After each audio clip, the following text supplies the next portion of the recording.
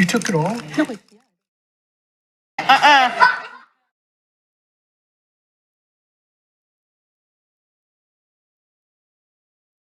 Eating candy from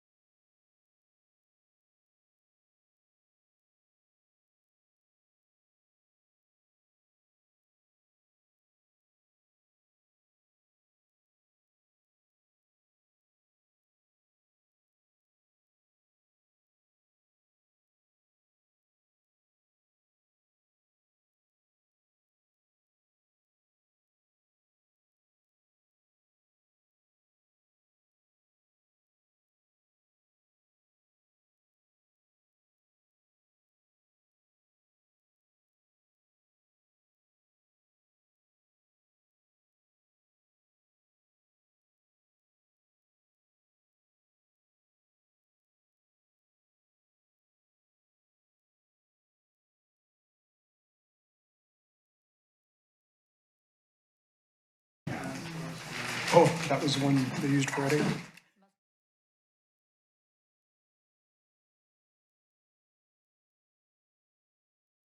Keep going. It's way. We're getting, okay, can you hear me? Can you hear me?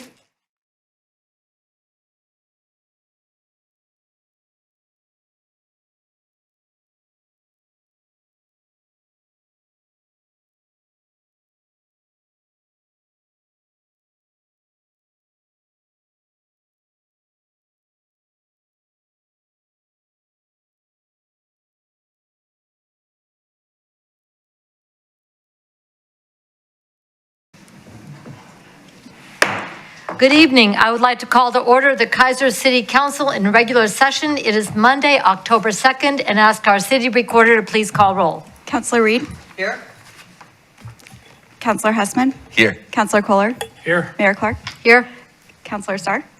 is excused this evening. Councillor Duran? Here. Councillor Cross? Here. Youth Councillor Woodard? Here. Thank you very much. If you are able, I invite you to rise and all join us in the Pledge of Allegiance. I pledge allegiance to the flag of the United States of America and to the republic for which it stands, one nation, under God, indivisible, with liberty and justice for all. Thank you all very much. Well, as you can tell from tonight's agenda, we have a very special evening ahead, and we're going to start off with one of my favorite things, which is the Volunteer of the Quarter Award. And this is one that is particularly special because this month or quarter goes to someone that just about anybody who's ever been involved with an event in this town has worked with Robin Barney. She was involved with River Fair, with the Chamber, with you name it. If there was an event that was going on, it was Robin's organizational skills, her communication skills, and her ability to work with pretty much everybody in the community that helped that go. I saw her come in. Where is she? She's there. Oh, there we go. You were behind Jane. There we go. She was like, "Boop." And yes, she might be of diminutive stature, but her influence on this community has been fantastic. Recently, we celebrated the city's 40th birthday, and Robin was instrumental in helping our team pull the event off, pull it together, and make it a lovely time. I'd like to turn it over to Councilor Kohler and then Councilor Reed for their comments as well.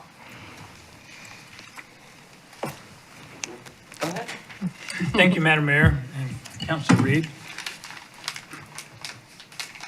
It was quite interesting to start working on the 40th birthday party for Keizer, and all of a sudden we get this phone call that says, I'm going to help with this. Okay, what do you want to do? Everything. You just tell me what you need. I'll just do it. And we kind of said, these are some things we'd like to see you do and like you to line up. And it was like, okay, what else? And boom, there it goes. It's kind of like the Energizer Bunny. I think they're cousins because she just keeps going. And you want it like this? Okay, I'll do it like that, plus a little bit more. And it was just amazing to work with her and to see the connections that she has and her vision of what we can do and what we should do. It was really a pleasure to work with her for the 40th birthday party. Now, if it was just the 40th birthday party, that'd be one thing. But Robin's involved in a ton of stuff. There's a lot of things that she's involved in that you don't even know she is, but it's there and it's done because of what she does. Thank you, Robin. Thank you.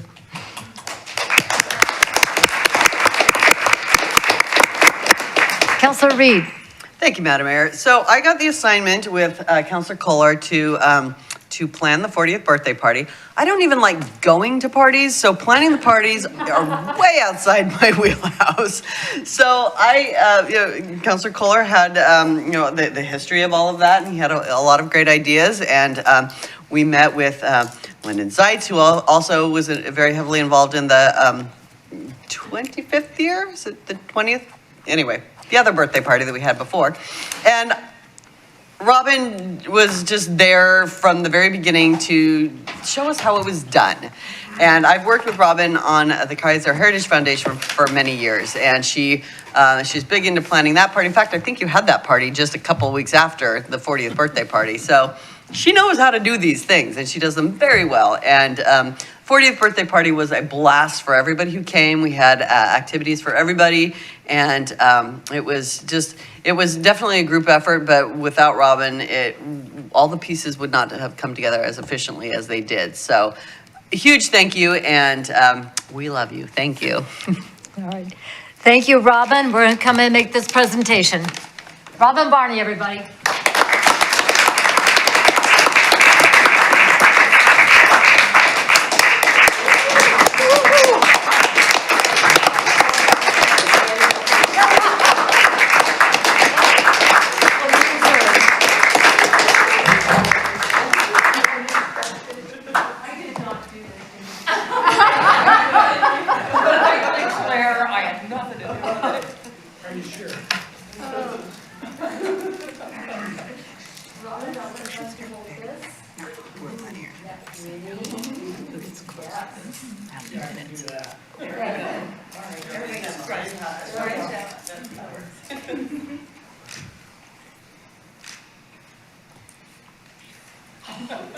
Thank you, Robin. Call me again. You heard it. Well, here's the box. Oh. Yeah. So the transport not getting wet. Thank you, Robin.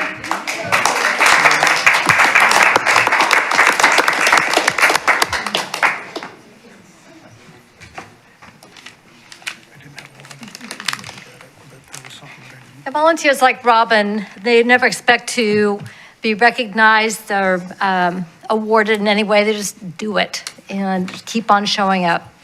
That's what makes this even more fun. The second very special event this evening is the ceremonial swearing in of our police chief, Andrew Copeland. On Friday, we had the official transfer of the badge from Chief John Teague to Chief Andrew Copeland, and a beyond standing room only, and the fire marshal was here, so it's not a secret. But the number of people that came to show their support, their thanks to Chief John Teague, and their support and respect for Chief Andrew Copeland. We will now have a ceremonial swearing in of our police chief, Andrew Copeland.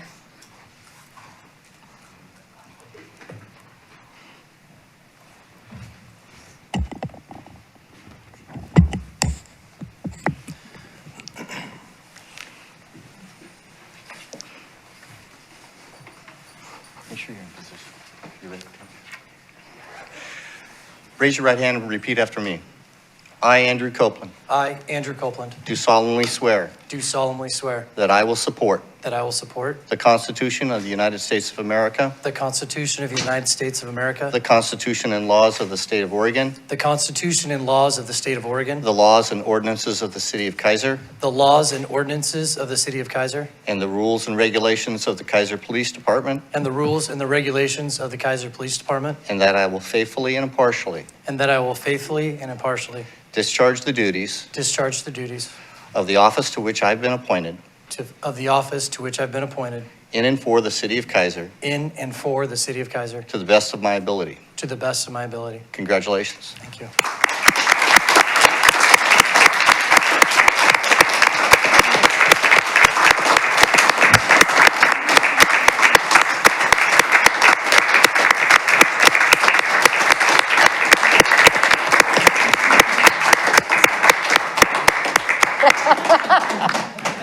Awesome. Thinking on his feet, that's good. Yeah, that was, So the DA was here to witness that, so yeah, we're good to go. Chief, I'd like to give you a few moments to share with people who are watching, and this is also being broadcast on KeizerTV.com, so people in the community can continue to get to know you and the direction for the Keizer Police Department. Well, I was prepared on Friday for a speech, but not on Monday night. No, I am honored to be here, honestly. Going back to not to say the exact same thing I did on Friday in case you were here both times, but man, I'm passionate about this job. I'm passionate about 4 things in life: my faith, my family, policing, and football. So, and right now, I mean, it's just all aligned that I have a great faith, I have a great family, I love my job, and I get to coach football at Salem Academy. So it's all kind of aligning. It's been kind of a great year for me. I'm passionate about treating the community super well, being engaged with conversations, being engaged in the community. I look forward to different ways of doing that. I'm passionate about treating our people within the walls of the Keizer Police Department really well, so that they can go out into the world, into Keizer, and treat the citizens super well. A quick example of that is there was a gal here. It's a kind of a tragic story, but just bear with me for a moment. There's a gal here, Brandon and Lindsay Walker, on Friday, good friends of mine. They're sitting in the crowd, and I mentioned on Friday, I said, I want to make sure that the men and women inside the police department that they're treated with love and respect, so then they can go out and treat everybody else with love and respect and give them what they need on the worst day of their life. Well, on Saturday night, Brandon went to bed and did not wake up on Sunday morning. Oh my God. And Officer Johnson ended up going to the call. I got called because they're good friends, and I went there as well.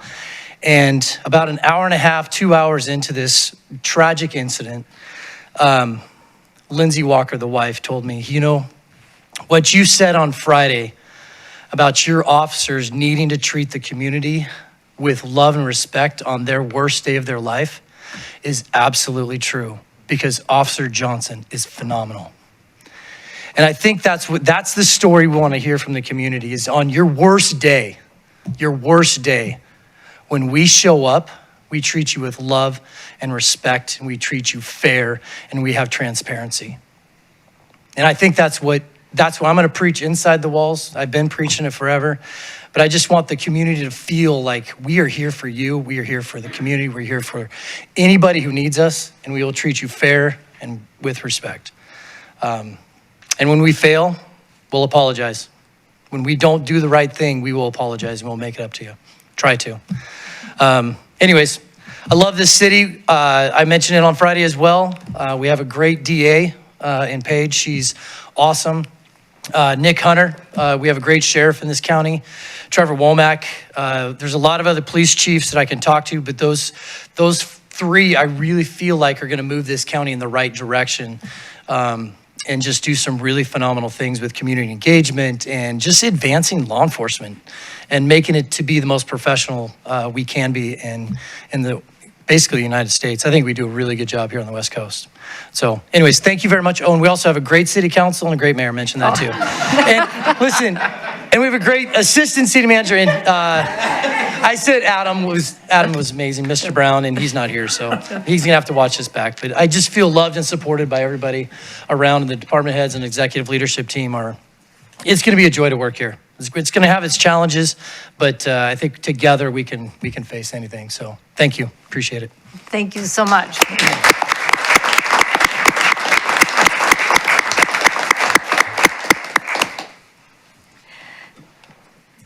Well, as we found on Friday and Saturday and Sunday and today and going forward, we know that our entire police team works very hard to serve the people of Keizer, and I believe that people showed up to make sure that our police officers and the entire staff know that the people of Keizer also love and respect our police force, the members of the police force, as neighbors, as members of our community. So want to make sure that that message also goes the other way. Thank you. We are now going to go to some proclamations for the month of October. It's a very busy month, and I'm going to begin with Indigenous Peoples Day. And that is the first one here. So the proclamation reads as follows. Whereas in 1977, the International Conference on Discrimination Against Indigenous Populations in the Americas, sponsored by the United Nations, began work to replace Columbus Day in the Americas with a celebration to be known as Indigenous Peoples Day. And whereas the United Nations Declaration on the Rights of Indigenous Peoples was adopted by the General Assembly on Thursday, September 13th, 2007, and the United States endorsed the declaration on December 16th, 2010. And whereas the declaration begins by saying, quote, affirming that Indigenous peoples are equal to all other peoples while recognizing the right of all peoples to be different, to consider themselves different, and to be respected as such. Affirming also that all peoples contribute to the diversity and richness of civilizations and cultures, which constitute the common heritage of humankind. And affirming further that all doctrines, policies, and practices based on or advocating superiority of peoples or individuals on the basis of national origin or racial, religious, ethnic, or cultural differences are racist, scientifically false, legally invalid, morally condemnable, and socially unjust, end quote.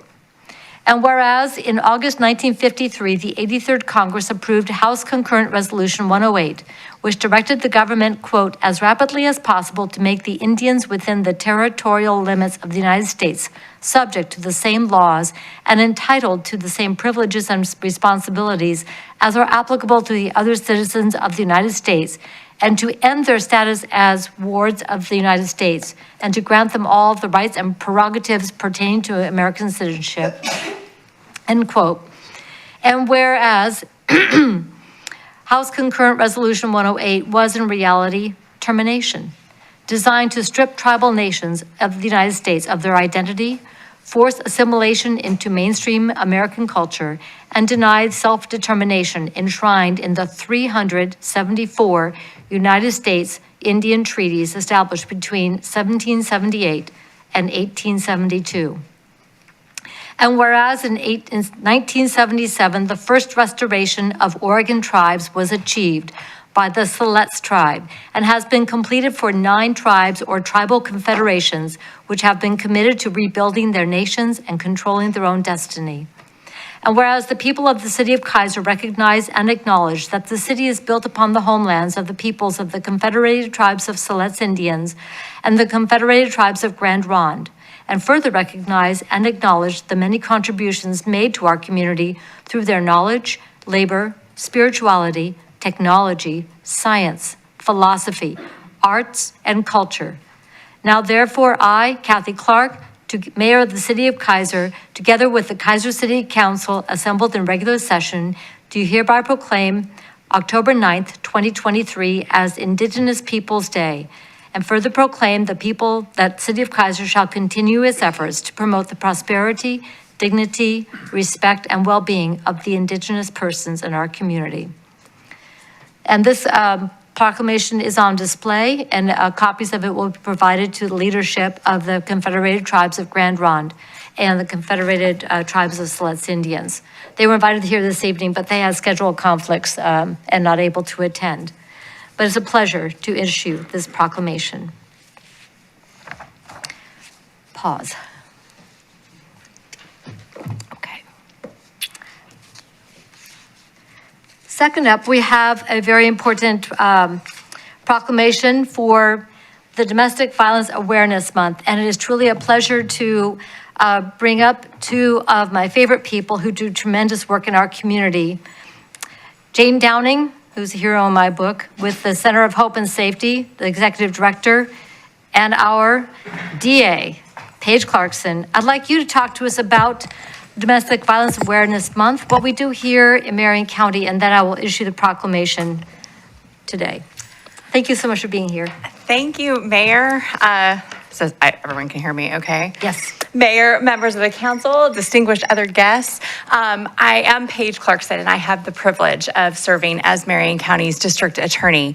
And I'm so grateful for the invitation. We both are. I'll speak for Jane in many things, but she's really the expert with regard to this. But it's really a pleasure for us to be here, and we really appreciate the invitation to speak just briefly about this issue, though I know who everyone is looking at is actually the Black Lab to my right, and Jane will introduce him for sure, but I know he's everybody's favorite member of this panel here today. So that's Maxwell, and he is open for pets and treats, and available for all of you to see and talk to and adore throughout the evening. So thank you for having all 3 of us here today.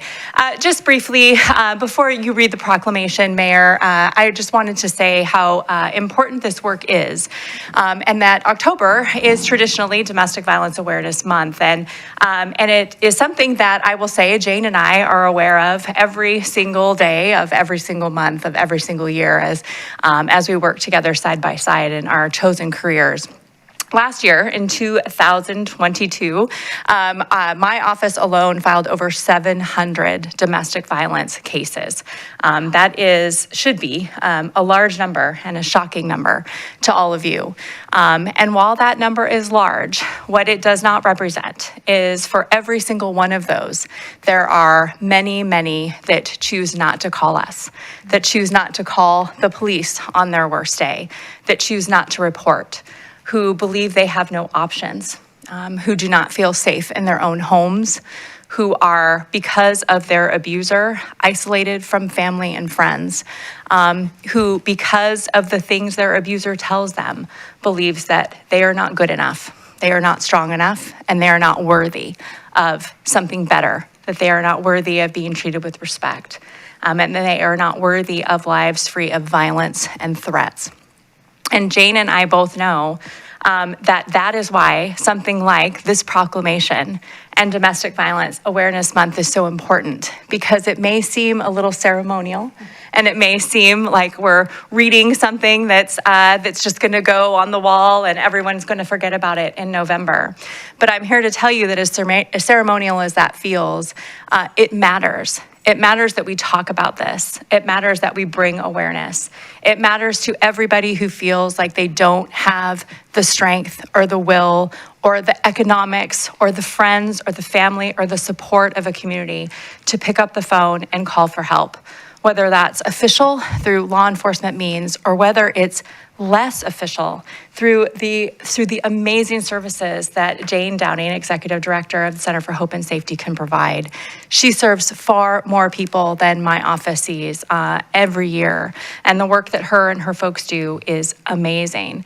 And I consider myself very lucky to work in a community where somebody like Jane and someone like me actually get to sit side by side and talk about these issues together.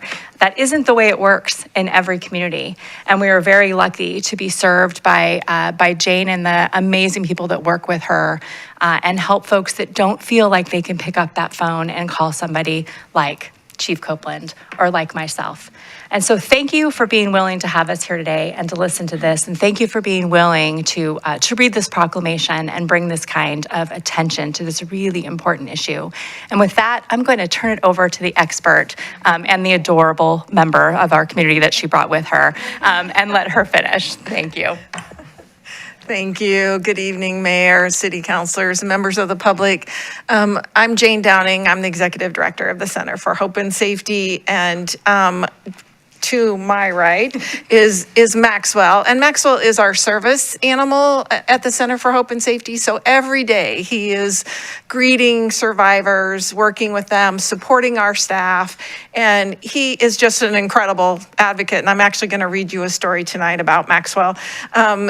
And I just want to say, for folks who have been really respectful of his vest, I just appreciate that so much. But his whole job is to be friendly. And so he's an unusual service animal, and he loves his job too. So you notice that he's like straining to want to say hi to everybody instead of spending time next to me. So yeah, and he's gonna greet folks if you all don't mind.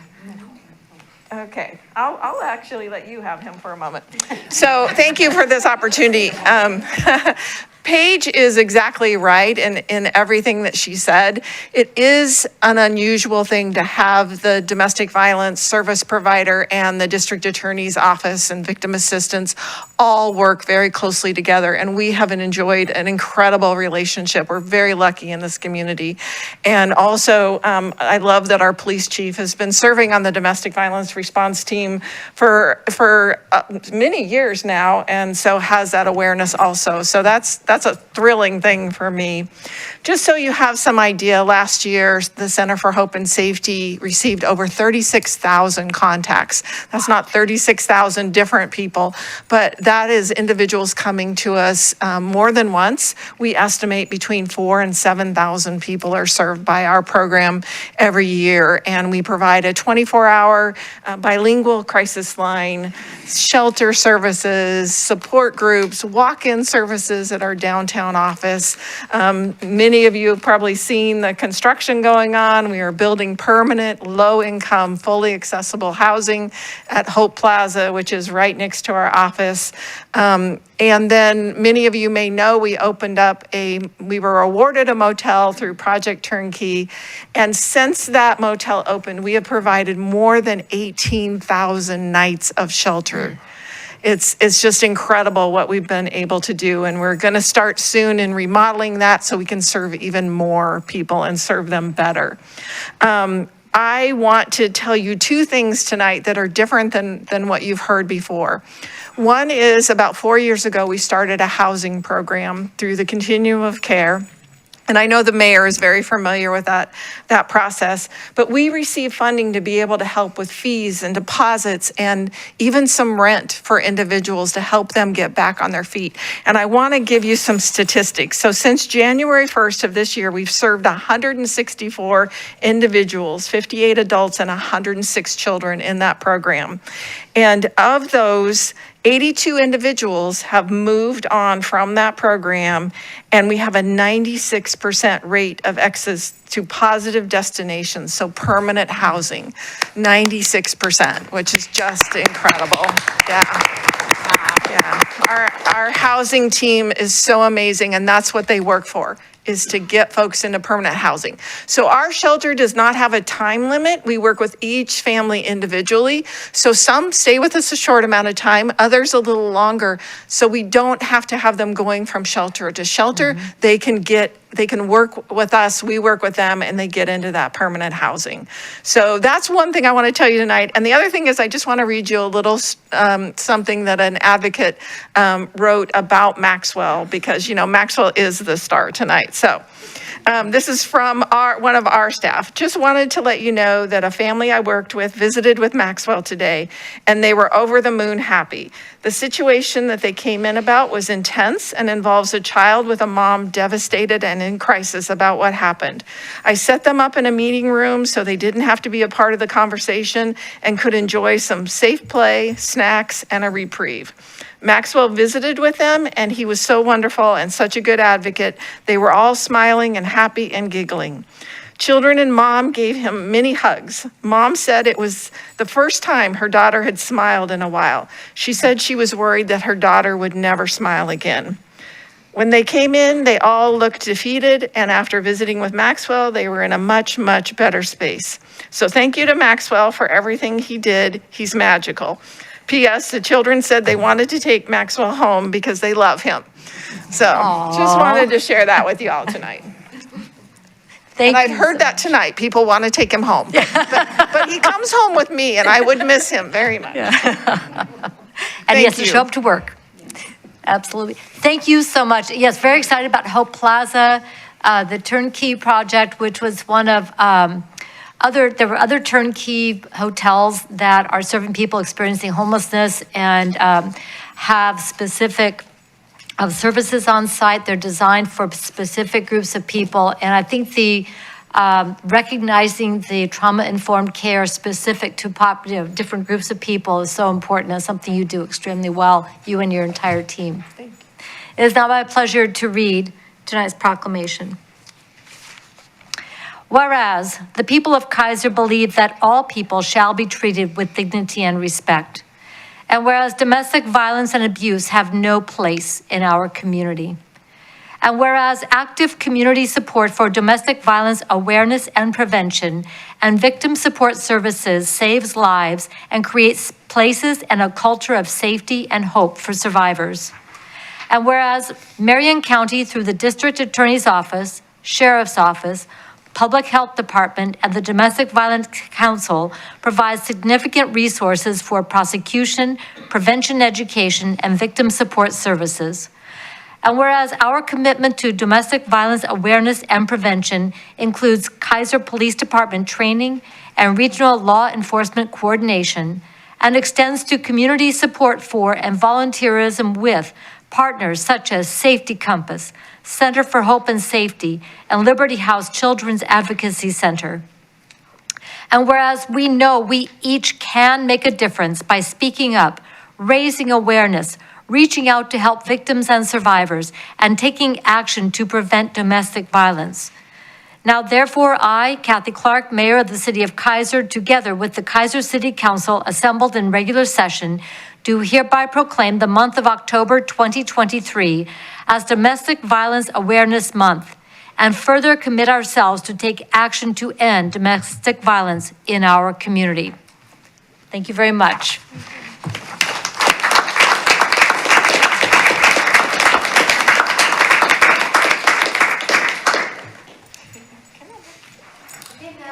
I know Maxwell should get the proclamation. Okay, who gets to? Yeah, one of you. Like, I'll get the proclamation. Get the dog in there. We gotta get the dog in there. Les knows who's the here. Maxwell. Linda knows who the. Okay. Oh, there you go. No. Come here. You guys sit. Oh, he's like, yep. You're gonna wait. You're gonna wait. He's like, he's like, Okay.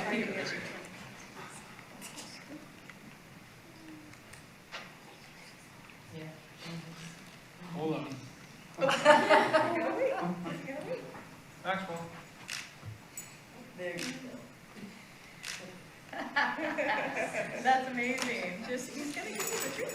I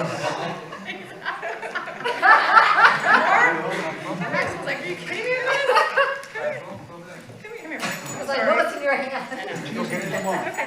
All right.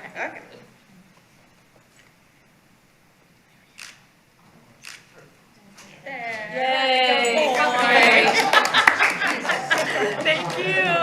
Thank you for your patience. Oh, thank you so much. Thank you. Thank you so much. Thank you.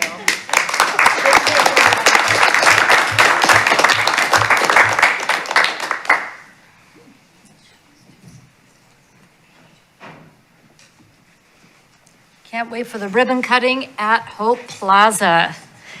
When do you think maybe, We the estimated date that it's in our hands and finished is April 30th of 2024. Okay. And then we'll have a big celebration and an open house, and absolutely everyone will be invited. all right, so, and watch for that announcement for the end of April 2024 when Hope Plaza will open and join so many great facilities and teams of people serving folks in our community. Looking forward to that. It is now my pleasure to invite up Tammy Kunz, who is going to talk to us about our next proclamation, which is for the National Disability Employment Awareness Month. Thank you, Tammy. You're welcome. Tammy Kunz, Keizer. Is it on? I think so. Okay. I just don't have it too close. National Disability Employment Awareness Month. Americans observe National Disability Employment Awareness Month by paying tribute to the accomplishments of men and women with disabilities whose work helps keep the nation's economy strong by reaffirming their commitment to ensure equality and opportunity to all citizens. This is an effort to educate the public that came into law in 1945 and was used to read physically handicapped, and in 1962 it was changed to acknowledge people with disabilities. Because everybody has value in the workplace, and we want to celebrate the contributions of American workers with disabilities, past, present, and showcase the supportive, inclusive employment policies, practices that benefit employers and employees. Disability-focused businesses have resource groups from smart traffic signals that have been created to inspire people with disabilities to embrace life on life's terms. Accessibility, accommodations, and diversity, equality, and inclusion.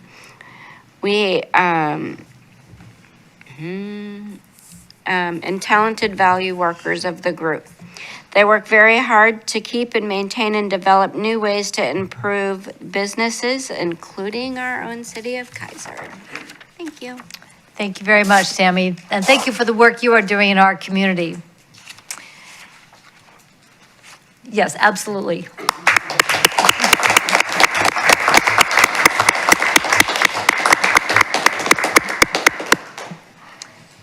It is now my pleasure to read the following proclamation.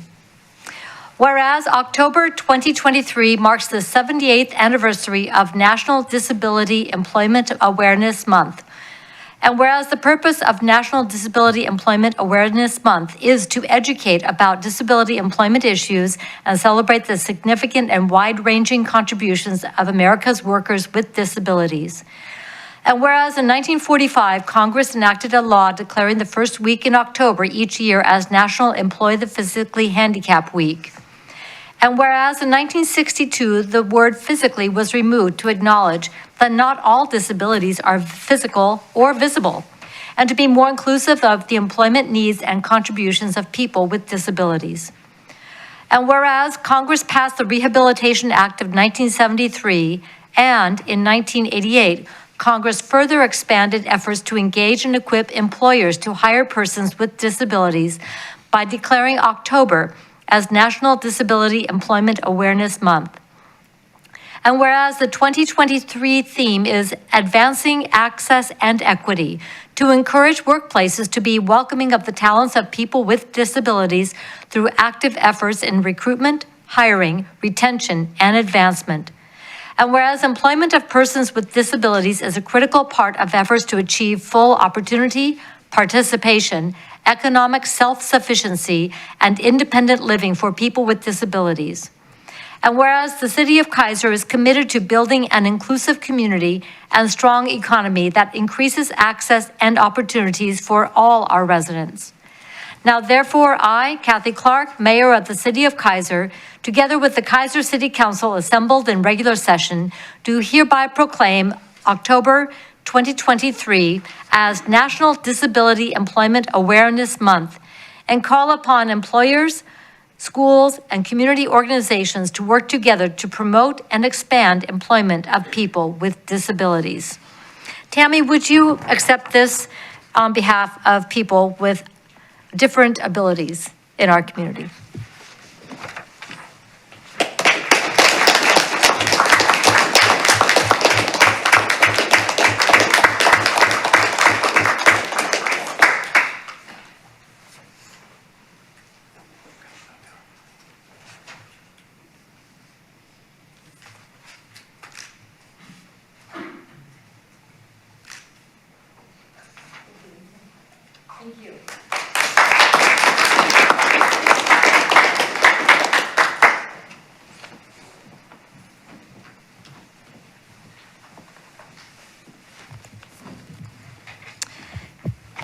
And finally, I do have one ad for this evening. This was requested after the packet came out, actually a little bit before, but I realized that the last time I had issued this proclamation was in 2019, and community members from Keizer did make this request. And therefore, I have gone ahead and issued this following proclamation, and they'll be picking it up and taking it to their statewide organization this coming week. And this is for Filipino American History Month. Whereas October 2023 is the 436th anniversary of the earliest documented proof of Filipino presence on the shores of the west coast of the continental United States, and whereas the people of Oregon should be informed regarding the positive impact Filipino Americans have had on our community, and whereas in Oregon, thousands of Filipino Americans have made contributions in the fields of teaching, business, government service, agriculture, ministry, medicine and other sciences, humanities, and the United States Armed Services. And whereas it is imperative for Filipino American youth to have positive role models and instill in them the importance of education, complemented with the richness of their ethnicity and the values of their legacy. And whereas efforts must continue to promote the study of Filipino American history and culture because the role of Filipino Americans and other people has been overlooked in the writing, teaching, and learning of United States history.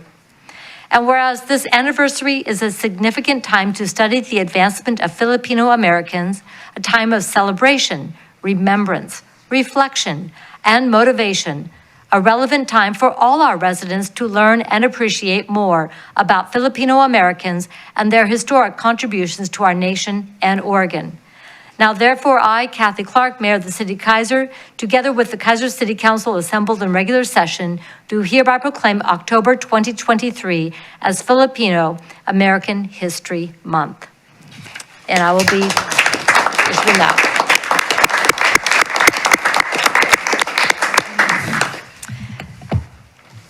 Be there to be picked up. Perfect. All right. Thank you very much. And we will now go to committee reports. And we will start off with Rhonda Rich to give a neighborhood update for West Keizer neighborhood.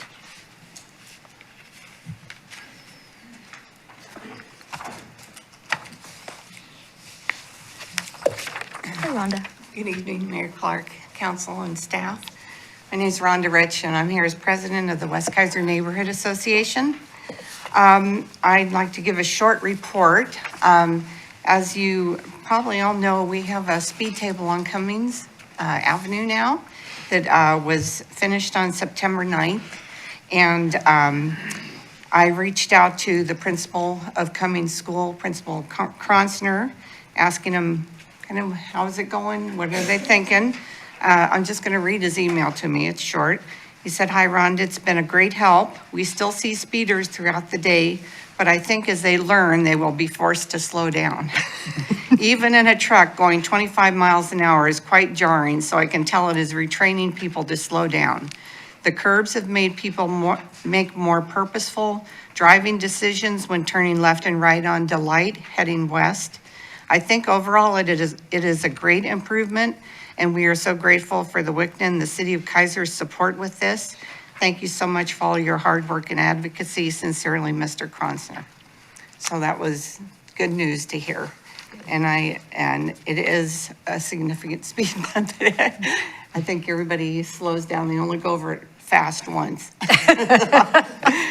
And just want to say we have we have a board meeting this Thursday, and we'll have it here at 7 o'clock after the Community Diversity Engagement Committee. We're going to be doing some testifying regarding the neighborhood traffic management plan. And then we'll have our board meeting, and any of the public's welcome to attend that. And then next Thursday, the 12th, we'll have our general meeting, and Chief Brian Russell will be there from the fire department. And we'll have a few board members too. I'm sorry, I don't have a lot of information on what's coming up on the ballot, but they'll be discussing that. And then Principal Kronsner will be there, and Eric Bandonas, who's Berlin probation officer. He reports every quarter to us. So that's all I have. Thank you. Loaded with information. If people want to get in touch with what's going on in the community, come to our neighborhood associations. Thank you so much for your work. Any questions for Rhonda? All right, thank you so much. Thank you. Matt Lawyer. For planning.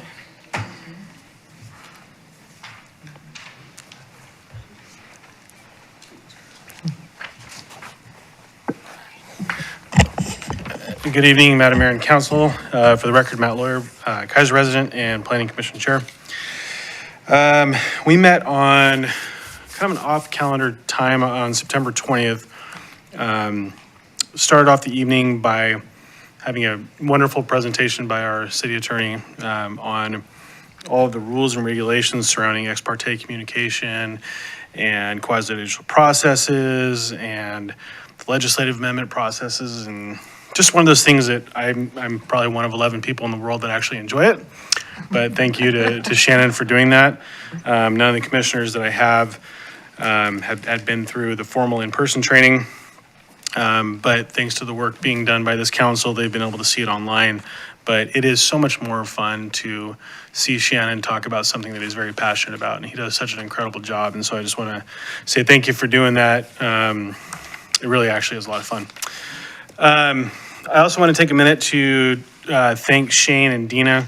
One of the things that this planning commission had asked them to look at were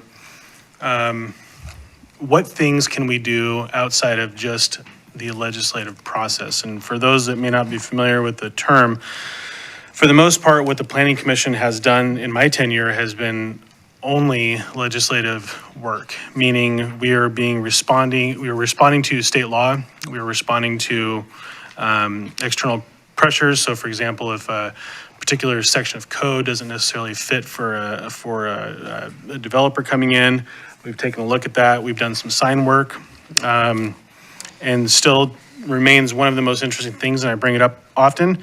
Our biggest public hearing was about urban chickens and ducks. Thank you, Madam Mayor. I remember well. But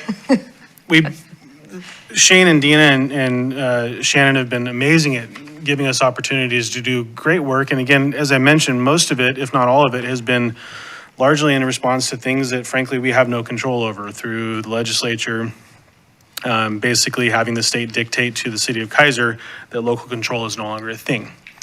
And so in that conversation, Shane brought forward some text amendments, and on the outset, they were amazing text amendments, and I was like, yep, we're ready to rock and roll. But what it boiled down to is the The Planning Commission actually did not recommend moving forward with the text amendment as presented.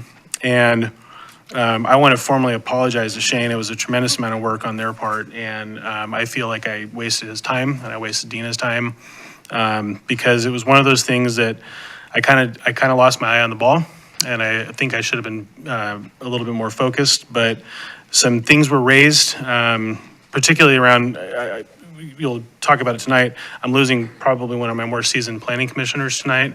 And it's fine. I'm bringing on 2 planning commissioners, but this is not work that somebody can just step right into and be familiar. Planning is very tough because you have to talk to the substance of the law, and you can't let emotions drive the decisions that are put before a planning commission. And I think that was one of the things that sort of stuck out in terms of, we haven't had that opportunity, and to jump from not having that opportunity to potentially having that opportunity a little bit more often was some things that some of the other planning commissioners saw as a potential challenge. And with 2 new planning commissioners coming on, we'll have an opportunity potentially to relook at that in the future. But I just want to thank Shane and Dina and Shannon for being very responsive and hearing what the Planning Commission had asked them to do, coming forward with what I thought was actually very, very good work. But ultimately, the decision of the Planning Commission unanimously was to not support moving those text amendments forward. So outside of that, we got to meet our new youth liaison, Angelica, who's, I thought after Almond Preet last year, we're like, okay, we're going to settle it. She's great. Angelica's got a ton of personality. I really like working with her so far. She's got good questions.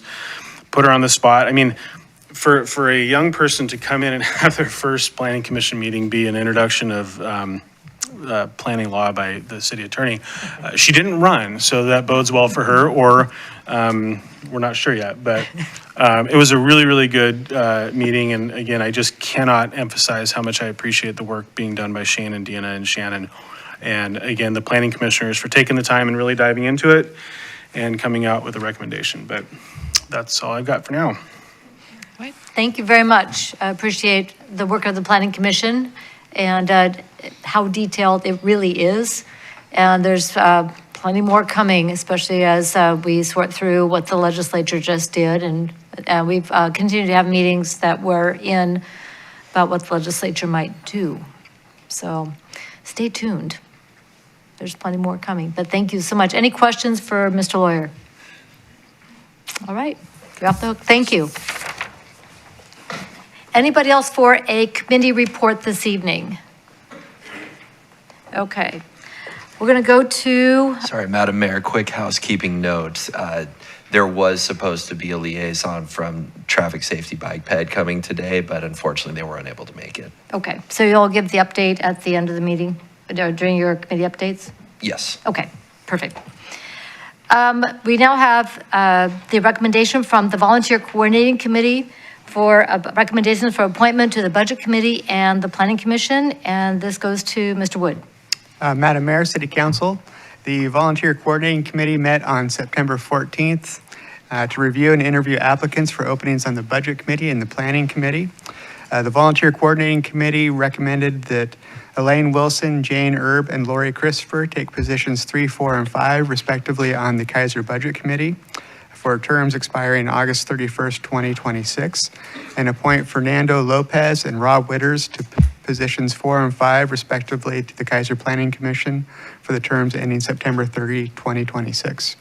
Tonight, you have the option of accepting the recommendation or proposing your own recommendation. Right. Thank you very much. Any questions on the recommendation? I do want to make one comment and a thank you. During the Volunteer Coordinating Committee meeting, it was clear that there were some differences in how people understand how the process should work. And through that, and then our wonderful staff with Melissa Bissett and Don Wilson working with the city manager have gone through all of the iterations of our Volunteer Coordinating Committee procedures and realized that there was some discrepancies.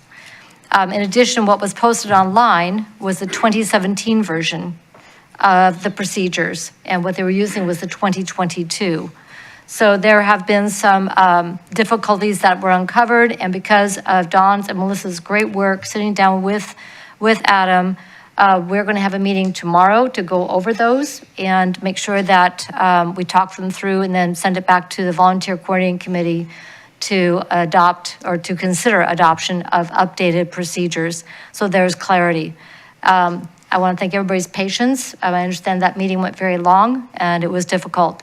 And because of the good work of our staff and our VCC members, we're going to end up in a much better place as a result of that. So I want to thank everybody for their patience in that work. Just want that out there. Any questions on that? Mr. Hussman, Councilor Hussman. Thank you, Madam Mayor. Just a quick one. We've obviously had a number of electeds serve on past committees and current committees. I don't know if this is the first time that a former mayor has served on a city committee. Is there anything that has to happen there from a committee perspective for operation? This is not the first time that former Mayor Lori Christopher is on a committee. She's on the Keizer Public Arts Commission, I think has been for quite some time. There's only, Keizer being a young city, I'm only the 6th mayor, so no, this isn't a common occurrence. But former city councilors and mayors are eligible to apply for being on committees and commissions. They have to be off council, though, before they can serve as a member of a committee or a commission. Okay. Thank you so much for clarifying and for calling it out just in the public forum, just in case people didn't happen to go back and see the tape of the VCC meeting. Okay, thank you. Councilor Cross. Thank you, Madam Mayor. When I, just a comment or no, as we have all these learning moments, when I went to listen to the Volunteer Coordinating Committee, there was definitely lapses where you could only hear certain people, so I wasn't able, so just a note, and however we can do that better, and that'd be awesome. Okay. So noted. Make sure we get good recordings. All right, anything else? Councilor Reed, put a motion on the table. I move the City Council accept the recommendation of the Volunteer Coordinating Committee and appoint Elaine Wilson, Jane Herb, and Lori Christopher to positions 3, 4, and 5 respectively on the Keizer Budget Committee for terms expiring August 31st, 2026, and appoint Fernando Lopez and Rob Witters to positions 4 and 5 respectively to the Keizer Planning Commission for the terms ending September 30th, 2026. Second. It's been moved and seconded that the Keizer City Council accept the recommendations from the Volunteer Coordinating Committee as read. Discussion. And the one comment I do have is that while we had some procedural difficulties, none of them was due to the volunteers who have stepped up to put their names in to be volunteers on these committees and so many others, and so therefore I will be supporting this. All in favor, please signify by saying aye. Aye. Opposed, signify by saying no. Hearing no objection, motion passes unanimously with one absent, and that is Council President Starr. Thank you all very much. All right, that concludes committee reports. Let's go to public comment. This time is provided for citizens to address the council on any matters other than those on the agenda scheduled for public hearing. We have no public hearing scheduled for this evening. And before we go to folks who are here to address the council, I do want to acknowledge for the record 4 letters that were submitted through public comment. The first is from Tammy Kunz, Keizer resident, on traffic concerns, and talked about a number of issues that I think will be addressed at both Traffic Safety Bike Ped and at the Community Diversity Engagement Committee. The second is from Dana L. Petrie Miller, Keizer resident, on fossil fuels in buildings. Just want to note that there has been recent court action regarding cities taking action regarding fuel types for buildings. And so thank you for the letter. That is something that we cannot engage with. Deborah Randolph, Keizer resident, the Welcome to City of Keizer sign and planter. Just want to note for the record that the one she's talking about is in the city of Salem. And it's that little one down at the south, just past the city limits, that got hit again by somebody northbound. So it hasn't been repaired yet. And then Steve Thierman on Heritage or Historical Tree Program. So I want to acknowledge those for the record. And we will now go to members of the McNary National Honor Society. If you want to come on up and talk to us about Trunk or Treat.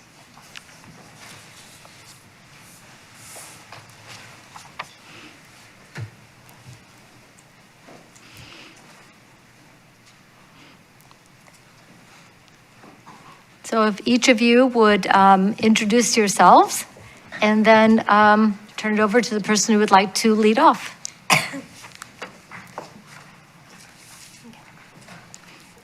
And as each of you speaks, we just need to make sure the microphone's closed because it does get broadcast. My name is Kaylee Hansen. I am the McNary Honor Society president.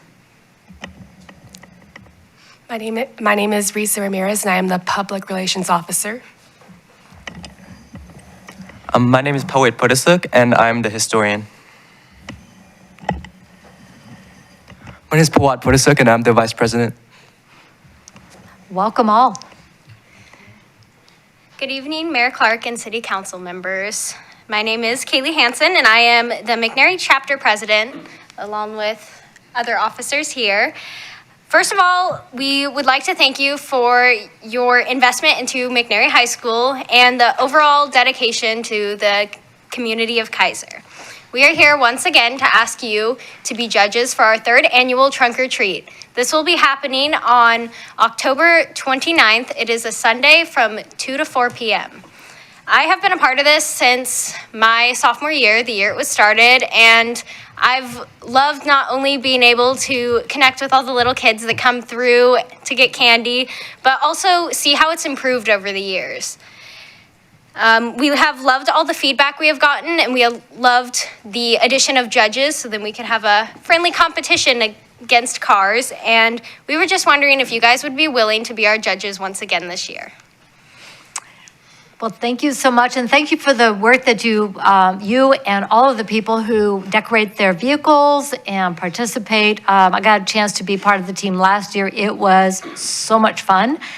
I will not be available this particular year. I have a family event that weekend and will not be close by to be able to participate. I will ask Mrs. Councilor Reed is a definite yes.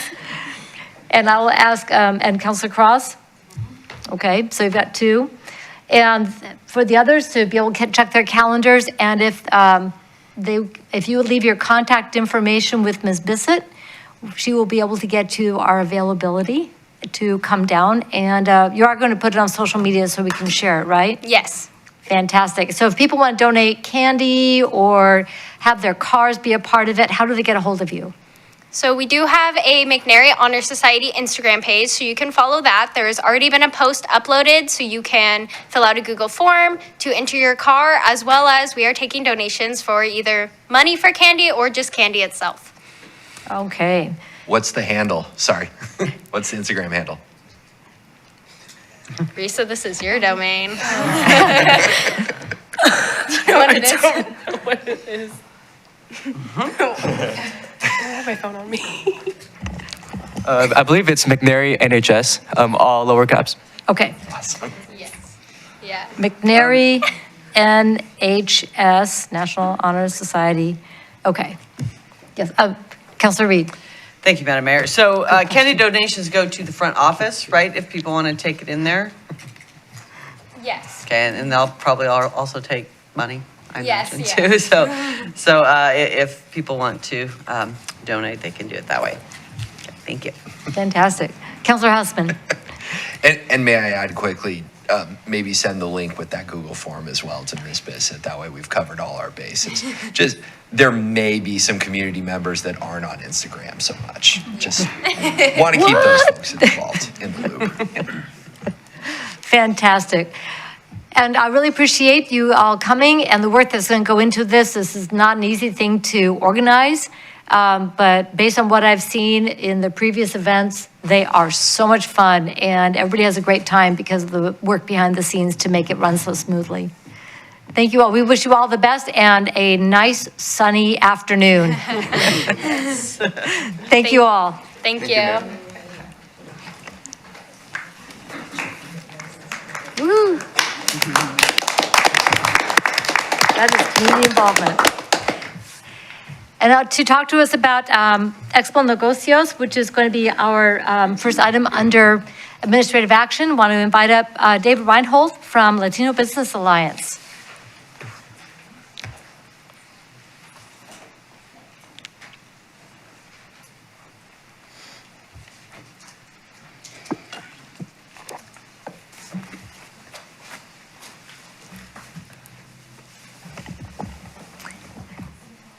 Hello and welcome. Thank you for coming tonight.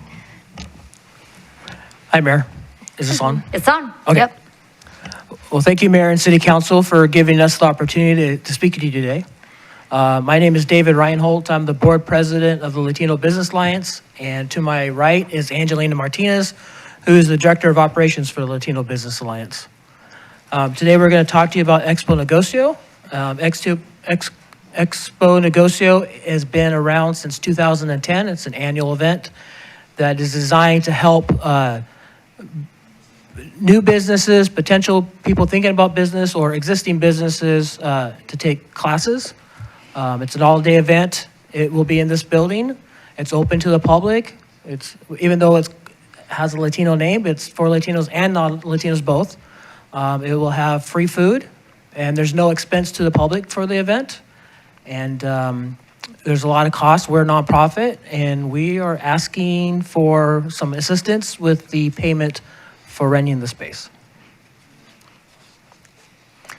Thank you very much. And if people want to know more, your website is? LatinoBusinessAlliance.com. .com. Oh, actually, excuse me. We just changed it, .biz. Oh, okay. Yeah, sorry. I'll have to go change it in my contacts.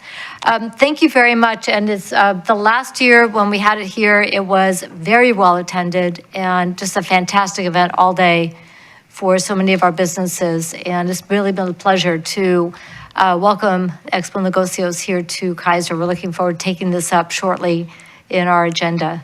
Okay. So any questions for David or Angelina? All right, thank you so much for coming, and we will go to administrative action. All right, thank you. All right, thank you.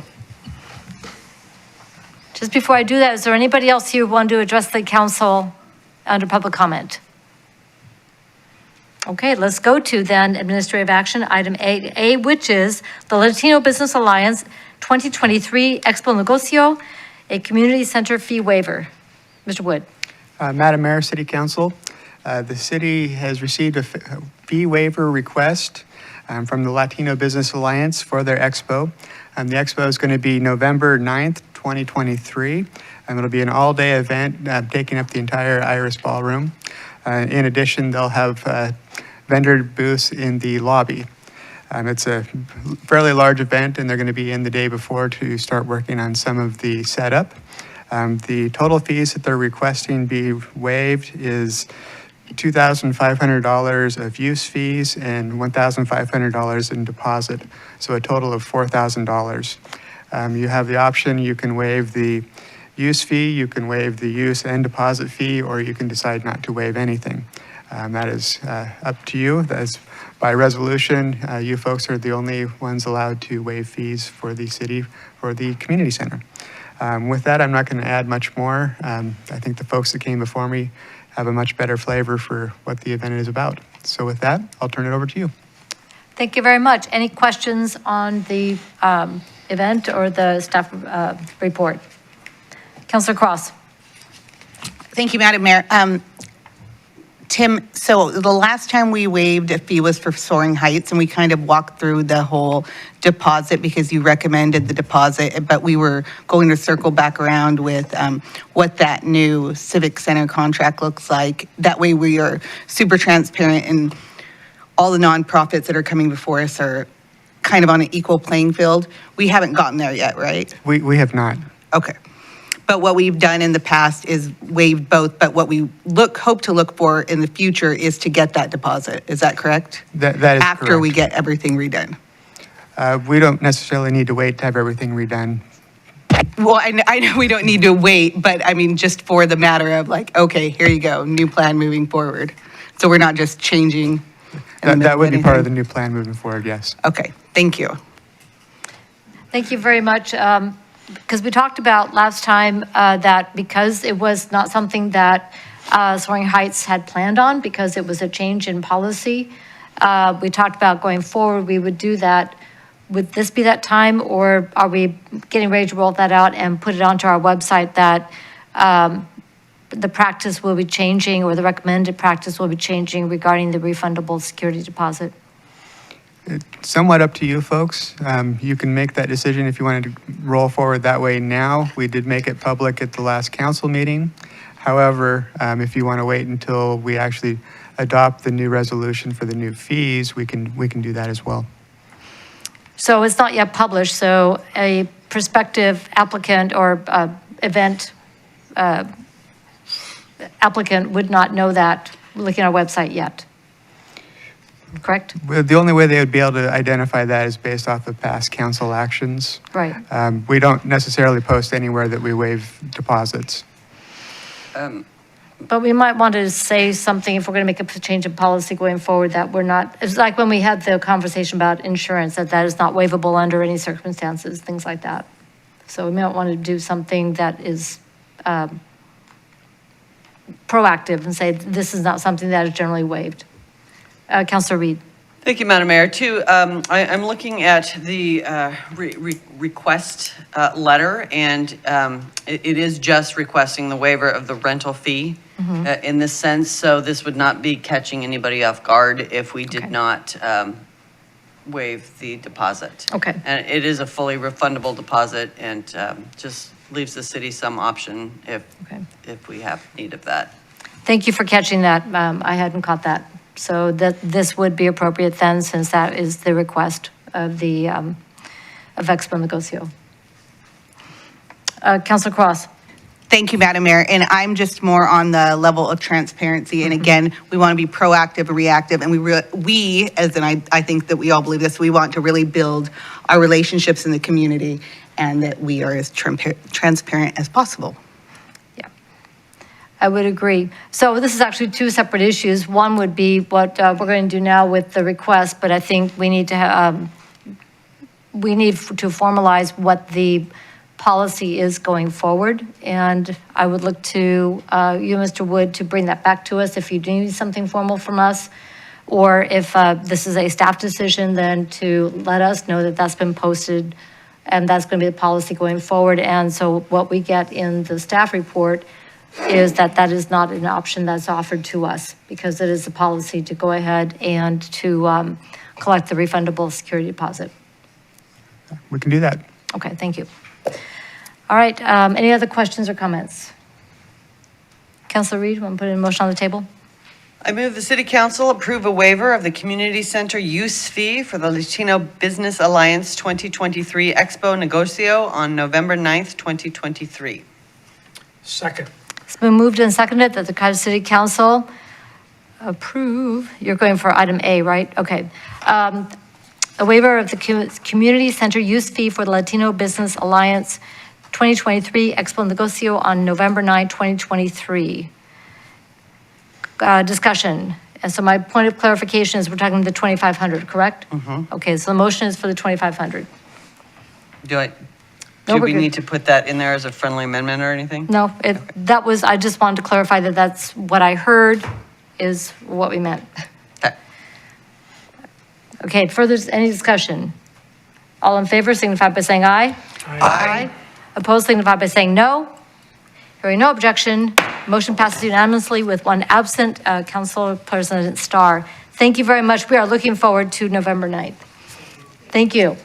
Councilor Kohler. Thank you, Madam Mayor. I'd just like to say I very much appreciate the work that LBA is doing, what they do, and the support that they give members of our community. We want you here whenever you can be here. In fact, we would like your your monthly meetings to be here too, so come talk to us.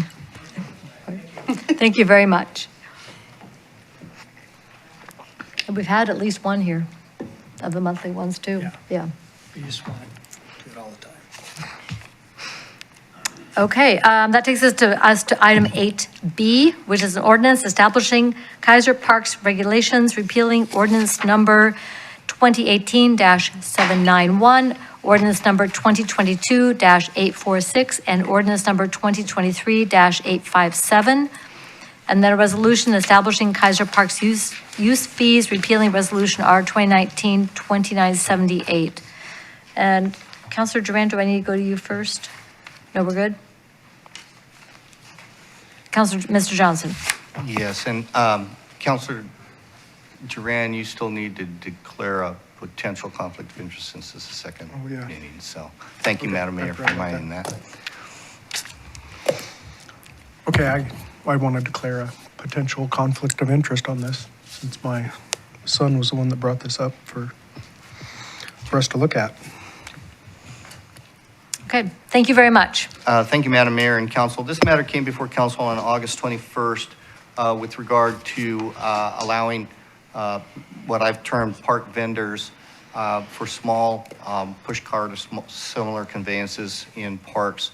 And Council at that time directed our office to prepare an ordinance that would allow that but limit the uses to food and non-alcoholic beverages only. So I've prepared that. It's based roughly on Salem's ordinance. And I'm not sure everyone got the email today, but the mayor found an error in the ordinance, and that's my fault. My apologies on the formatting. And that's on page, well, it actually begins on page 34 of the packet, but it's mostly on page 35, and it's section 11, sub B. And it was just a formatting error. It begins, no park vendor permitted under this ordinance shall, and it talks about what you shall not do for a few of them, and then a few of them talks about what you should do. So it didn't, as the mayor pointed out, it didn't make a lot of sense for some of them. So I reworded that and renumbered that. So we have section 11A did not change. 11B was deleted, and all the remaining ones were renumbered, starting with B through L, I believe, instead of the numbers, basically to make them all conditions. And I just changed the verbiage. The intent did not change. For example, it says shall have shall not and have an exclusive use. So I just said park vendors shall not in each of the beginning ones. And that's on the dais. If you look at that version, again, it's section 11 sub, I'm sorry, it's actually section 8 sub 11. Yeah. So as, and it's on, let me go to the right version. It begins on page 11 of the one on the dais, if you see subsection 11. And I deleted one minor phrase that talked about picking up litter. It seemed to imply you only did it when you were in a stationary location, and that was not accurate, so I deleted that one phrase as I indicated in the email. So when the motion is on the table, the motion shall be for the version presented by the city attorney on the dais tonight, in terms of referring to the version. Another just housekeeping measure, it'll be a few more months, I think, yet, but for council who's been around for a while, you see that this is an ordinance that repeals, and has the entire park regulations before it. When we have codification, this won't be happening like this again. The general rule in our office is once you have two, or at the very most, 3 amendments, you then bring the whole thing back. So you don't have ordinance amending. So now, starting with this version, we will have park regulations, which has all the previous amendments in one version, and that's the reason we do it that way. Once we get into the codification, which I've been working on a lot lately with the attorney from the code company, you won't have amendments like that. You will just be revising the code. You won't have separate ordinances like that. So with that, I'd be happy to answer any questions. All right, thank you very much. Councilor Cross. Thank you, Madam Mayor. My question is, I know that there's a lot of references to director. Yes. Is that, would you not have more than one person? Because it seems to me like it's the director and that's, Right. So is on- there any to where you would have, I mean, three? Because it seems like just one person is referenced Yeah. the whole time. So on the first page under definition, it says director means the director of Right. the Department of Public Works as designated by the council or designee. And so, in other words, it's the designee from Mr. Lawyer. So Mr. Lawyer can designate who would be, it'd either be Mr. Lawyer or whoever he designates. And it could be more than one, certainly. So that phrase right there allows it to be more than one? Right. Or you don't have to put something where designee is? No. Okay. He can designate, he can have, I mean, it doesn't have to say designees. He can certainly have more than one. Okay. Yeah. That was my question. All right, thank you. Other questions? Counselor Kohler? Thank you, Madam Mayor. Just a quick question. How does someone that's driving up in an ice cream truck, how are they affected by this? That would be a separate matter. That wouldn't be part of this. And that's an issue we'll be addressing, actually maybe addressing it as part of the codification. I was just working on that earlier today because the street vendor ordinance deals with that. And that would be a separate issue that we'll probably need to figure out how that works. Because right now it's a little unclear. Thank you. I just want to clarify that. Thank you. Counselor Cross? Sorry, thank you, Madam Mayor. So I don't understand because the ice cream truck is moving, it's not part of this? It's the wrong kind of vehicle. This isn't Like a applying push to this. cart- Yes, push push cart cart? or small conveyance like that. The street vendor ordinance actually applies to right-of-ways.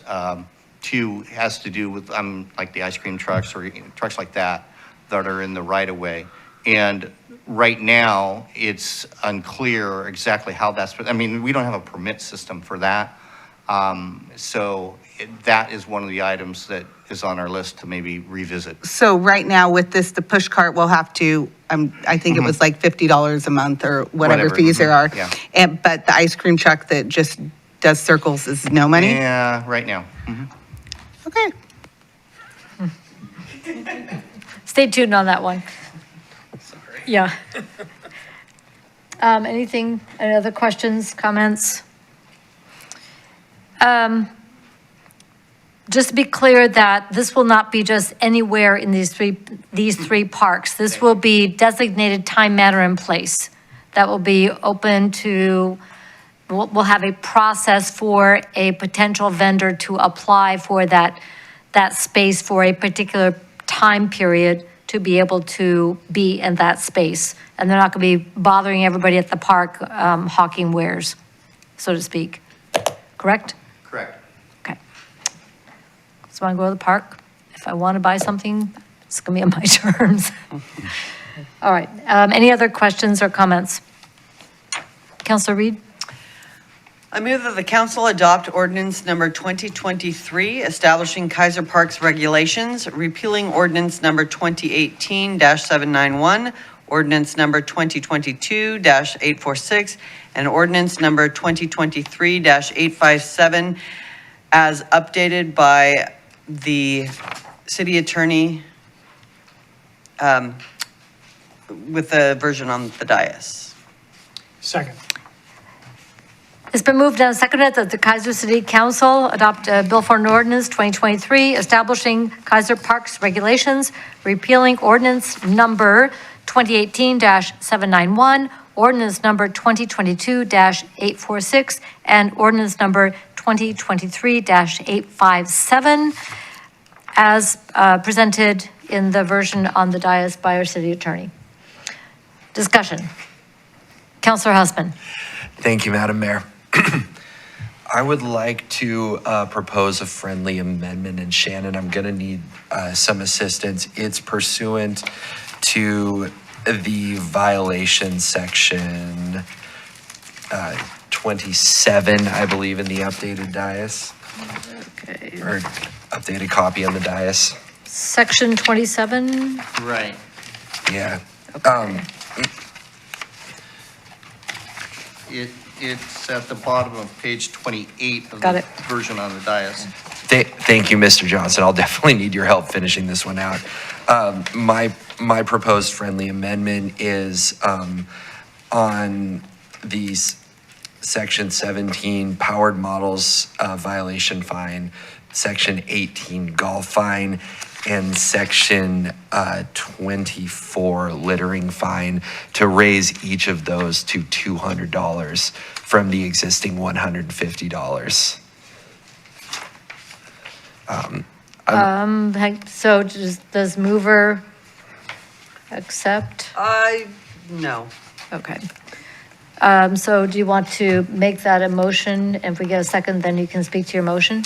Yes, I would like to introduce a motion to amend Section 27 fines related to powered models, golf, and littering. What else do I need to say to? Okay, so this is sections 27, sub 14, 15, and what's the third one?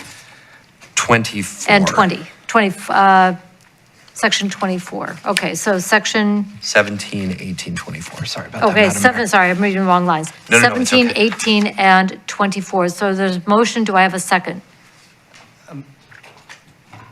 24? Yeah, Or do you mean it says 20? line 20, but it says section 24, $150 littering. So littering on my version says section, oh, I see, I apologize. I'm having trouble. I think that it's supposed to be section 20, but maybe it is section 24. You can see how it's crossed out. You see the blue? Yeah. Well, we've got the two, anyway, but we don't have a second yet. Okay. We don't have a, so what, can you repeat which ones you want to raise to what number? Yes, the powered models fine from $150 to $200, the golf fine from $150 to $200, and the littering fine. Okay, so from basically $150 everything that's $150, bumping that up to Yes, that's correct. Okay. Okay, so it's a motion to amend. I need a second for conversation. Motion dies for lack of second. Thank you very much. Anything further, discussion? All in favor, please signify by saying aye. Aye. Opposed, signify by saying no. Hearing no objection, motion passes unanimously with one absence, that's Council President Starr. Thank you all for your work on this, and we're looking forward to completion of our codification. Mr. Johnson? We have the resolution. The resolution now. We now need to move forward with the resolution establishing the Keizer Parks use fees, repealing Resolution R 2019-2978. Mr. Johnson, do you want to speak to that, please? Let me see if I can find it, Madam Mayor. My apologies. I discussed this with Mr. Lawyer and Mr. Brown. And we felt that this was an appropriate. And again, this is for the resolutions, we're replacing the entire resolution because it's for formatting purposes. But it's on page 3 of the resolution, section 9, park vendor fees. The proposal is an annual fee of $100 and then a monthly fee of $50. So if someone's coming in and they're saying, hey, I only want to do 3 months, June, July, and August, for example, they would pay the $100 plus $150 for the 3 months. Salem's monthly fee is about $63. I'm pretty sure their annual fee varies a lot. And depending on the type, they have to go through 2 different departments to get it. If depending on the type of vendor it is. So in any event, after talking to Mr. Lawyer and Mr. Brown, I said, what do you think about these fees? So we felt that they were reasonable without, but still having some defrayed costs for administrative time. So that was the proposal. Okay. Any questions on the staff report? Councilor Kohler. Thank you, Madam Mayor. Who are we putting this work on in our staff? I would assume since it's parks, it would be on the parks staff or whoever handles the reservations for parks reservations, for example. And do they have capacity to handle this, do you think? Well, you know, I'm not anticipating a lot of activity. I guess we'll find out. If it's more than we think it will be, then yeah, that may be an issue. Thank you. Okay. Counselor Cross? Thank you, Madam Mayor. Why did we decide to do like the 2 hours and then the hourly versus like a flat fee of like a half day? It seems like who's going to enforce that, and is someone really going to be like? No, I'm sorry, staying hourly. there. Well, I thought I read somewhere there, like after each additional hour. No, I'm not sure where that is. Remember, this is all of the fees. And so the park vendor fee only is a monthly fee. So it doesn't matter if you, we're not going to try to decide how many times you're there that month or what your times are. Okay. It's just a monthly fee. All right. Okay. You may have seen something, and that does apply in like reserving Yes. park amenities, for example. Yeah, but that wouldn't apply to this. Okay. You bet. Okay, good question. Anything else? Counselor Reed, you want to put a motion on the table? I move the city council adopt resolution R 2023 establishing Keizer Park use fees, repealing resolution R 2019-2978. Second. It's been moved and seconded that the Keizer City Council adopt Resolution R 2023, establishing Keizer Park's use fees, repealing Resolution R 2019-2978. Further discussion? All in favor signify by saying aye. Aye. Opposed signify by saying no. Hearing no objection, motion passes unanimously with one absent, that's Council President Starr. That concludes the administrative action for this evening. We will now go to the consent calendar. Councilor Reed, would you please, yes, Councilor Husband? I'm sorry, Madam Mayor, but a point of order. Given Councilor Duran's recusal, are we to note that somewhere in the notes? He did not recuse. He had the potential conflict of interest, which was declared at the beginning of the proceeding. Conflict of interest. I'm so sorry. Councilor Duran, I apologize. I just wanted to make sure I understood the right procedure on that. That's my bad. Thank you. Councilor Reed, would you please read the items on tonight's consent calendar? Item A is the resolution granting consent to the Volcano Stadium Field Light Replacement Project. And item B is the approval of September 11th, 2023, Keizer City Council and Parks Advisory Board Joint Work Session Meeting Minutes. Thank you very much. Any polls? Seeing none? Councilor Reed? I move the City Council approve the consent calendar. Second. Consent calendar has been moved and seconded. All in favor signify by saying aye. Aye. Opposed signify by same sign. Hearing no objection, motion passes unanimously with one absent, Council President Starr. Other business this time is provided to allow the mayor, city council members, or staff an opportunity to bring new or old matters before the council that are not on tonight's agenda. And we do have an item to take under consideration for under other business, and that is we will need to take up the issue of allowing 3 of our city council members to attend the executive session this coming Wednesday virtually. And that would be for Council President Starr, Councilor Hussman, and Councilor Duran. So any questions on that? So we will need a motion. I have a question. Oh, Councilor Duran. What are we planning on doing that? Is that going to be call-in? What's It'll be Zoom, Zoom? correct, That's Mr. the Wood? plan? Okay. Ms. DePina, if you want to talk about that a little bit. It will be a Zoom meeting that begins at 6 p.m., facilitated by the executive recruiter. And for those who are not Zooming in, we'll have in-person. The plan will be that we congregate in the HR training room, and we'll have a video set up there so that we're on a screen with the recruiter. Okay. Was the recruiter going to be involved? Yes. Can you please repeat the 3 counselors involved in that? Council President Starr, Councilor Hussman, Councilor Duran. Okay. Okay? Any other questions or clarifications from Ms. DePina? Councilor Reed? So am I moving to repeal the, or, sorry, what am I moving? To permit Okay, to permit, okay, I got it. them to appear, to participate in the executive session remotely. And this Wednesday's one, right? Yep. Okay. All right, Okay. I'm ready. Counselor Reed. All right, I move the city council permit Council President Starr, Councilor Duran, and Councilor Husman to attend the executive session on October 4th, 2023 at 6 p.m. remotely. I second. It's been moved and seconded that the Keizer City Council permit Council President Starr, Councilor Husband, and Councilor Duran to attend the executive session on October 4th, 2023 remotely.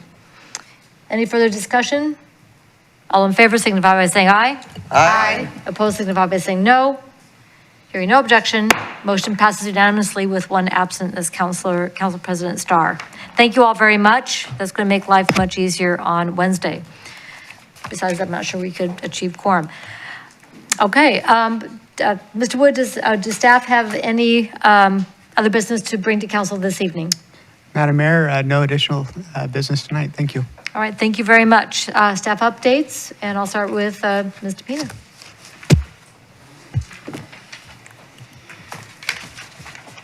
Madam Mayor and Council, in addition to looking forward to meeting with you on Wednesday night regarding the city attorney recruitment, I want to mention to everyone here and online that we do have 2 other positions open right now. Our Municipal Utility Worker 1 Parks position, which is the additional position we added to Parks in this last budget, is open and closes on Friday, October 20th.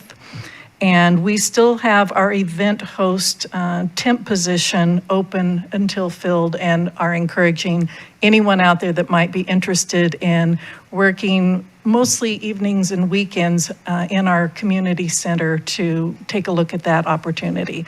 It's great for students, retirees, folks in between jobs, just a good opportunity to serve the public. That's it. Thank you very much. Mr. Wood. I have nothing else tonight. Thank you. Thank you. Ms. Bissett. Nothing tonight, Mayor. Thank you very much. Chief. Thank you, Madam Mayor. I talked about getting involved in the community and engagement with the community. I just want to tell you a couple things you can see us at or join us in. It would be super fun. This Wednesday's National Coffee with a Cop. So we will be hosting an event at Starbucks on River Road. And I've received some like pushback on that Starbucks on River Road. And so the last one we did at Mommy and Maddie's was outdoors. It was awesome. We plan to do that again. That was a super fun one, but I wasn't really sure about the weather. So when we planned this one ahead of time, we wanted to do indoors. And most people that work there live in the community and just do a great job. So we will be there on October 4th from 9 to 11 in the morning. Faith in Blue this weekend at 1610 Shamala Road Northeast. We're going to have volleyball nets set up, cornhole. We're going to barbecue. I'm pretty sure there's going to be a bounce house, a bunch of other stuff. It's just going to be a great time to hang out and have some good community engagement. I have like somewhere between 8 and 10 police officers going to be there, between cadets, reserves, and full-time. Have a couple Spanish speakers there as well, which will be really good for the community. We're going to join the Keizer Fire Department and the open house on Monday from 6 to 8. There's a couple hundred people that go through there every year. So we got the invitation. We'll be there as well. And then I just tried, and it was rejected online, but I tried to sign up for the trunk or treat. So I think we'll be joining that event. I know, that's so fun. What does that say about you? What's that? Anyways. Awesome. So that's on October 29th. And I didn't really hear the time. I thought it was from 2 to 4 in the afternoon. So Yep. we're going to try to be there as well if I can figure out how to get permission to sign up. Fantastic. Yep. Well, thank you so much. Looking forward to all of these events. Mr. Witham. Nothing this evening, Madam Mayor. Thank you. Thank you very much.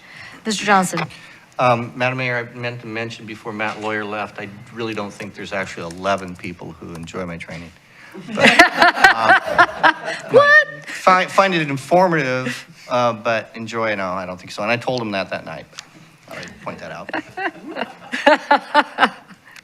Well, we have it enshrined in video too, so there we go. Thank you very much.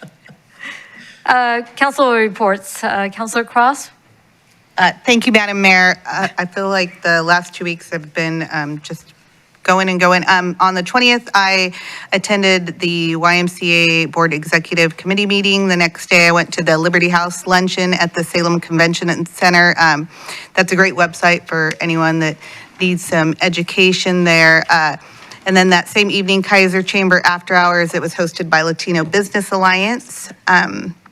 Following week on the 26th, Catholic Community Services Luncheon. The next day, it was great being here with all of you and Mayor Clark and City Manager Adam Brown for the Keizer Proclamation and to spend some time with the Rear Admiral and YMCA Board of Directors meeting. And then that night, Keizer Community Dinner, where I got to serve with the Keizer Satellite Club. And then the next morning to the Council of Governments at Legislative Breakfast, which was fantastic. And then Friday, I recorded the Living Well radio show with Tim over at Valor Mentoring. And I am really looking forward to this week. I saw that Salem Chambers has a public safety panel where I saw Chief Copeland. That was exciting I'm looking forward to hearing from Chief Copeland and Teague and Marion County Sheriff and the Polk and Marion County DAs. Fantastic. Great opportunity to learn more about public safety in our area. Thank you so much. Councilor Duran. Okay, well, usually the end of the month is slower than the first part of the month, but this was not the case this last 2 weeks or last week. So the Wednesday, the 20th, the Government Affairs Committee for the Keizer Chamber had a meeting at the Keizer Fire Department, and the Keizer Fire went over their operating levy increase that they're asking for this year. So that's something that everybody's going to need to pay attention to and look at and decide whether they want to pay more to have the fire service that we have, which is a pretty good, they take care of us very well. So, and then Wednesday, that was Wednesday at noon. Wednesday afternoon, I had a Keizer Fest meeting where we finally got around to debriefing from the Keizer Fest. And there's a lot of changes potentially coming up that just to tweak some things.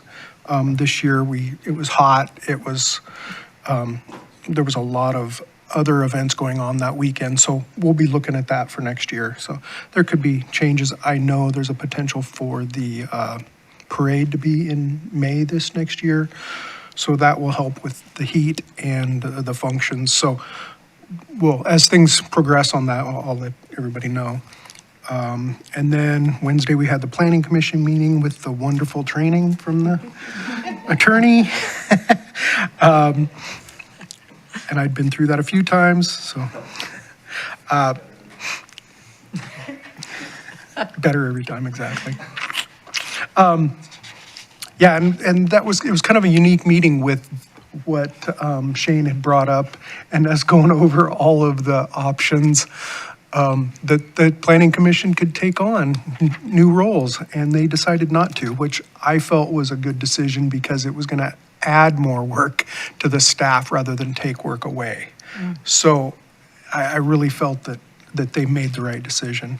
Then on the 21st, I had the Liberty House luncheon, and that was a great event with a lot of people in attendance. It's amazing how many people come out to support the functions that we have here, the great things that happen here in our area. So that was great. Then on the 27th, Wednesday the 27th, the next week, I went to a brand new benefit, the first annual benefit for the Salem Keizer FFA. It was a fun event. It was at McKay High School in their gym. They did some unique things that I'd never seen before. They did a cow pie bingo, where they had a cow out on a field with things, with spaces marked out. I did not win the $1,000. I bought 6 squares and I did not win. But then there was a benefit for the FFA program so that they can go to state this year, which is this month. And they raised a lot of money. It was a good event. They did a auction for, if you wanted dessert, you had to pay for your dessert. So we spent a lot of money trying to get the good desserts, and we failed at my table. Some people really wanted some of those desserts and spent close to $1,000 to do it. So it was, that Good was cause. my week, other than seeing Chief Copeland swearing in last week, which was an awesome event. Seeing how many people from our community came out to be there was just awesome. After that, I had a meeting with Mayor Clark and Adam Brown and Scott Dodson, Director of Mid-Willamette Valley Council of Governments, and the Community Development Director of the Mid-Willamette Valley Council of Governments, McCrae Carmichael, where we talked about the future of things going on here in Keizer. And that was very beneficial to talk through some issues that we're going to see coming up. So that was my long week last week and the week before. Well, and thank you for all of that. I do want to add on that last one that it was a very, really good discussion. There's been an update of the Community Economic Development Strategy, the CEDS, which has not been updated in quite some time. And for people who read all of our fabulous studies that we have on our website, our Economic Opportunities Analysis, EOA, is also 10 years old. As a result, today, McCrae Carmichael turned in a grant application to the Department of Land Conservation and Development to ask for a grant to update our economic opportunities analysis. So I wanted to thank her for her very rapid turnaround to get that done over the weekend, get comments from myself and from Shane on early Monday morning, and get that turned in well before the deadline. So that's really going to be helpful for us. If we get that money to do that update, it's going to be really helpful for us as we're doing our strategic planning and also looking at economic opportunities for urban growth boundaries and what that could mean for Keizer and our community. So thank you to McCrae for that great work. Thank you, Councilor Jerman. Councilor Kohler. Besides all that, he had a birthday last week. Yeah, and that was on his birthday too. He came to meetings on his birthday. What? He's a trooper. Anyway, there have been a number of things that I've done, been involved in. You'll hear about, or have heard about many of those. One of the things I just wanted to talk a little bit about is the Keizer United. The Keizer United Board had their meeting today, and on November 13th, they'll have a resource sharing meeting, so that'll be kind of interesting to see how that works. Of course, they will meet October 9th at noon in our building here. And it was announced that Meredith Mooney will be stepping down at the end of this fiscal year as the president. And so, again, thank her for all the work that she's done, and hope that we can continue to support her this year and have a lot of fun. I do plan on being out of town next week and need somebody willing to go to the Parks Board meeting on October 10th. Okay. And so if you want to do that, Chief?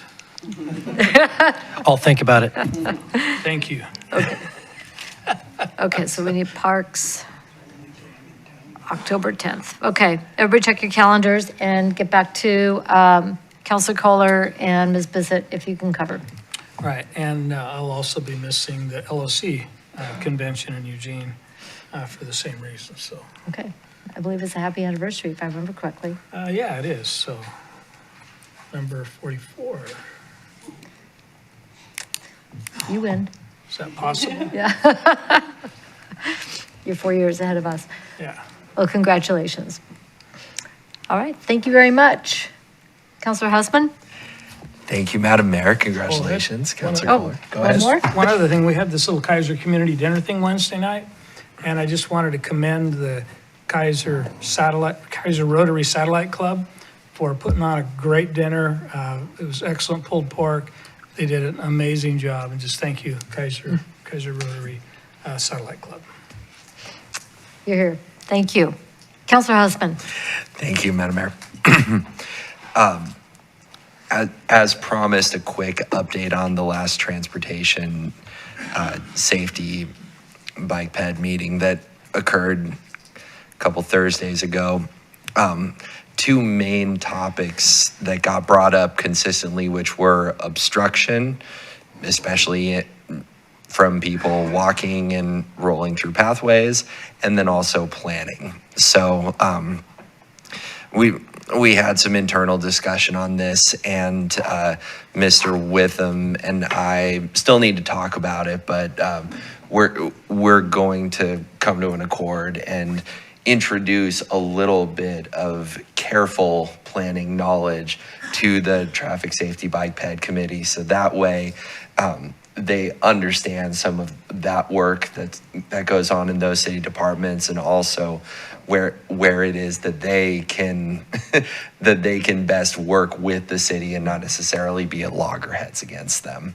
So, well, Shane, I know I've been bad this week. I'm sorry.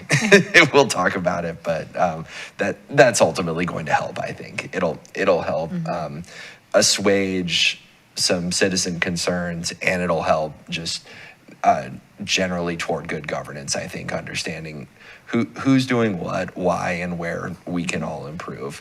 And then Lieutenant Wenning attended as the police liaison, and I think I'd met him before in the past, but it was great to reconnect and great to have him there to be sure. So if you want to have him back, that committee will be happy to have him. All right. Great, thank you very much. Councilor Reed. Well, I'm betting cleanup, and so most of what I've been involved in has already been covered. But we did have a Keizer Public Arts Commission meeting, and we will be hearing a report from them next council meeting. So there's, I'll kind of say that for that event. But, and then I'd also like to invite anybody who has some input on the transportation plan. We're going to be talking about that at the Community Diversity Engagement Committee meeting this Thursday at 6. So if you have some input on that, we would welcome you to come to that meeting. And that is about all. All right.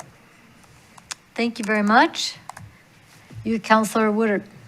All right, so some updates on McNary. So this week, we kind of have a lot going on. Spirit Week, and tomorrow on Tuesday, we have the district-wide marching band showcase. And so all the marching bands from across the district, South Salem, North Salem, Sprague, all going to be coming between 5:30 and 9:30 is going to be the showcase. That should be really exciting. And then Wednesday, we have our annual Powder Puff flag football game, which will be a lot of fun. I'll be at that. And then Friday, we have our homecoming football game at home, and that should be a lot of fun too, announcing who wins homecoming king and queen and stuff. And then Saturday, we have our homecoming disco theme, so, you know, that will be fun. And then for me, some events on October 7th, I have a dinner with the American Legion, the Keizer Post, and that will be a lot of fun too. Yeah, thank you. All right, thank you very much. I think that's the salmon bake. On October 7th at the American Legion. Oh, yeah. Yeah. I think so. So that's the dinner you're talking about, I think, right? Yeah, I think it's like at 1:30, so I don't know if it's a dinner, but. Yeah. Yeah, it's in the afternoon, but it's going to be awesome. Smoked salmon. Yeah. You just go buy the tickets for that. Yeah, really encourage people to get tickets. It's going to be fabulous. I went last year and so good. And it's great to support the American Legion and all the work they do with Boys State. Yeah. All right. Yeah, we'll be there. Thank you very much. Great job. Just to add on a couple of things coming up.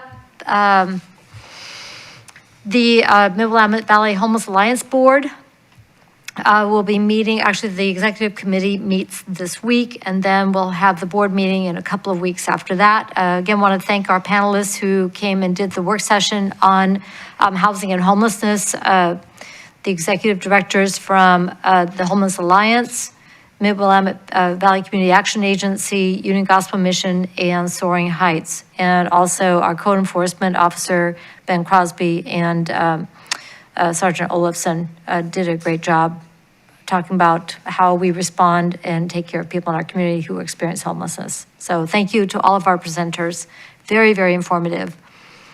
Also a big shout out and a thank you, as was mentioned with Navy Week, Rear Admiral Mike Brown.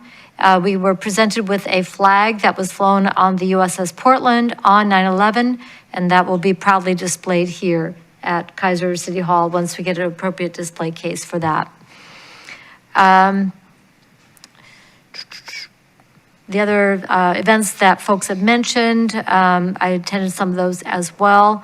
The one I want to mention coming up, the work is continuing with the Greater Gubser neighborhood area and the partnership team for the Miracle of Christmas. So that group is meeting to Wednesday night, I think it is.